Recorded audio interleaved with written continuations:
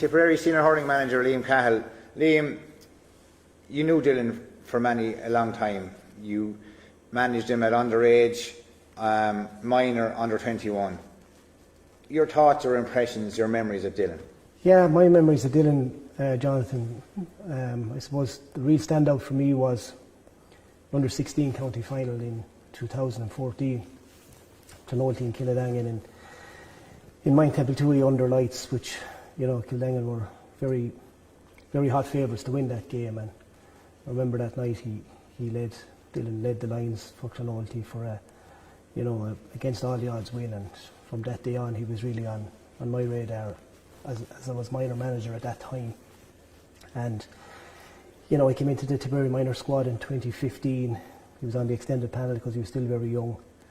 And again in 16 we had him winning the minor All Ireland. He came in, played a big part in the final in Croke Park that year as well. And then, you know, we kicked on to under 21, and obviously he was a key member of the under 21 team that won the All Ireland in 2018. So yeah, we campaigned and worked a lot together, and you know, a marvellous man, a marvellous player from an early age, and you know, it was a privilege to have known him and have had the honour of coaching him and training him. Like yourself as a manager, and indeed yourself as a player, Dillon had very high standards. He was very focused, very driven, and he knew exactly what and where he wanted to be and wanted to go. Yeah, definitely. I think, you know, after the 2015 All Ireland minor final, we were beaten by Galway, and Dillon didn't make the match day 26 that day.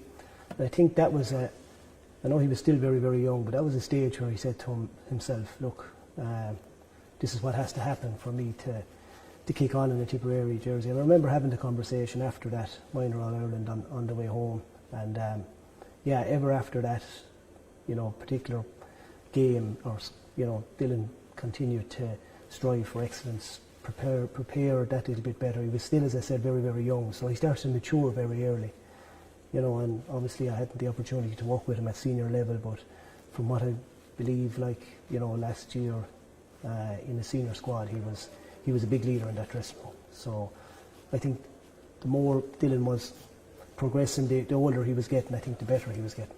I suppose from your point of view as a manager, you know, you're coming in now and you're managing a group of players who would have been very close to Dillon. Mm-hmm. You know, how do you manage that? How do you approach that? Like, and you know, maybe use it, I suppose, as a driving force behind your team and behind the players as they take the field to play games. Yeah, well, Jonathan, that was something, you know, obviously Dillon's passing is something that's still very, very raw in the group, and it's something that we spoke quite a bit about when we assembled initially.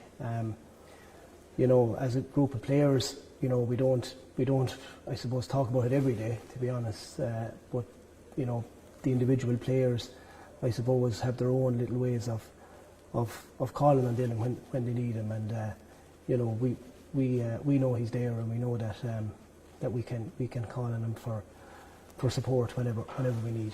The Dillon Quirke Foundation set up to screen young boys, young girls, young men, young women, adults for sudden adult death syndrome. Mm-hmm.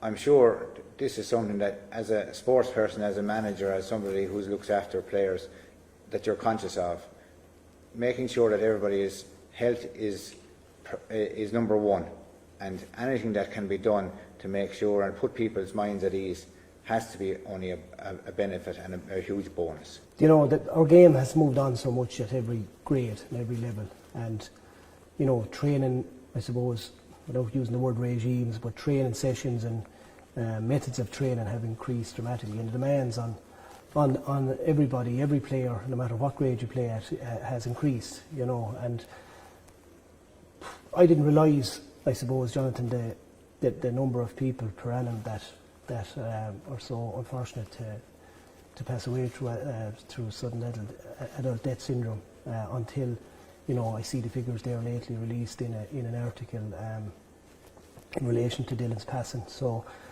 you know, like, from a manager's point of view, you know, when you're training a squad of players, 40 players, really rigorously hard, and you apart from looking after their total well-being, as a manager, you need to have that security in your mind as well, that you're not doing anything that's going to affect these players through something that could be avoided. So, this foundation, the work it's going to do, I suppose the way it's going to allow, every club and every parish to assess their players is going to give that element of security and save lives ultimately long term as well. So if we look towards the game itself, Tipperary versus Kilkenny, it's a long standing tradition, it's a long rivalry.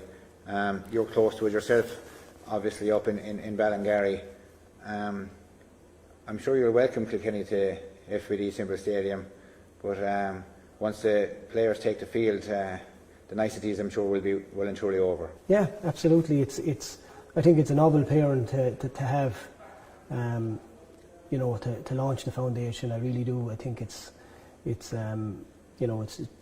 let's call it as it is. They're two of the big traditionalists of our game of hurling in the country, and as we always say, when Tip and Kilkenny meet, if they're only playing for a packet of crisps, they want to win it. So it'll be good and competitive, and it's coming as well, I suppose, for both management teams and both squads at a good time to get game time into players as well that mightn't have got maybe a run out in the early parts of the league. So it's going to be competitive, and I'm sure it'll be a really good game for the crowd that's going to attend. And speaking of crowds and attendances, there are a number of ways obviously to buy your tickets, your non-attendance tickets, etc.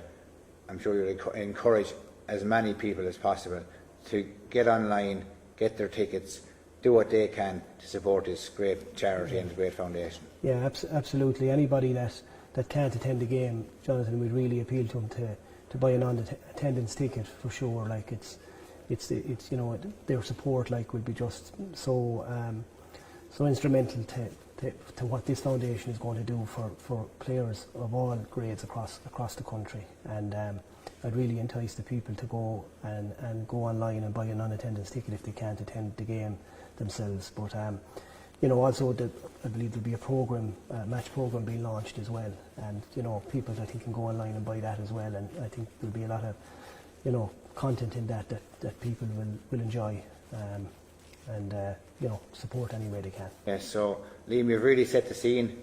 We're looking forward to it already. It's going to be a fantastic day, a fantastic occasion, and it'll be an absolutely brilliant day out for anybody that can make FBD Simple Stadium on Sunday, February the 19th at 2 p.m. Liam Cahill, Tipperary Senior Hurling Manager, thank you. Thanks very much, Jonathan.